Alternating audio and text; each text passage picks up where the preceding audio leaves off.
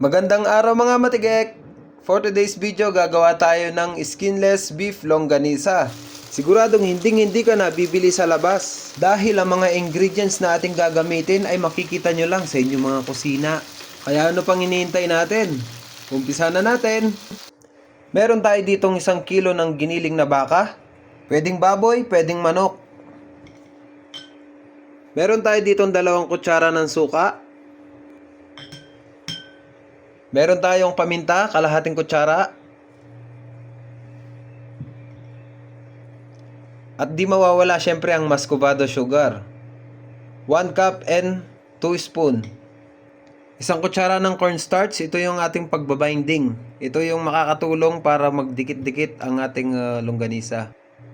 1 kutsara ng toyo. At isa sa mga ingredients ng ating longganisa, ang 2 buo na bawang. At syempre meron tayong 4 na pamamaraan kung paano natin maihulma ang ating longganisa. Una na dyan ang sausage maker na nabili ko sa online. Meron tayo ditong pastry bag na mabibili din sa mga palengke o sa mga grocery store na ginagamit sa icing. At hindi mawawala dyan ang mano-manong paghulma ng ating longganisa gamit ang kamay. At ang isa pa ay papakita ko mamaya. Ang paggawa nga ng longganisa ay napakadali lang. Dahil ito ay mekos-mekos lang. Walang ibang gagawin kundi paghalu-haluin mo lang ang mga sangkap. Ang karne nga pala ng baka ay nabili ko na ready-made na. Giniling na siya nung nabili ko. Dahil sa tingin ko ang giniling na nabili ko ay napakarami niyang taba. Dahil mas mainam na 20% lang ang kanyang taba at 80% naman sa laman. At nung nahalo-halo na nga yung mga sangkap, naisipan ko nga muna na tikman nito. Dahil ito ang importante lalo na maramihan ang iyong gagawin. Nagsala nga lang ako ng konting mixture ng longganisa. Nang sa ganon ay makakapag-adjust pa tayo ng lasa. Na baka ito ay kulang sa alat o kulang sa tamis. It's time to shoutout na.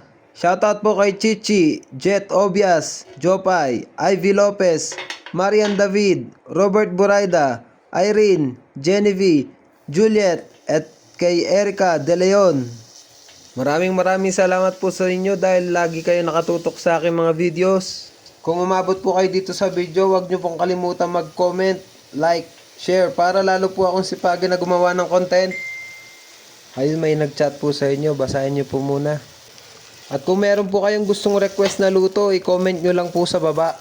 At dahil tapos na nga natin na prito yung ating longganisa, ito na ang hinihintay ko, ang tiki man time.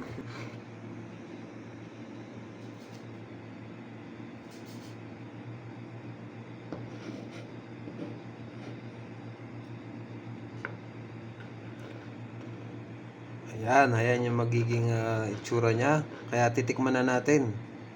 Para makapag-adjust tayo na kung ano yung mga kulang na ingredients.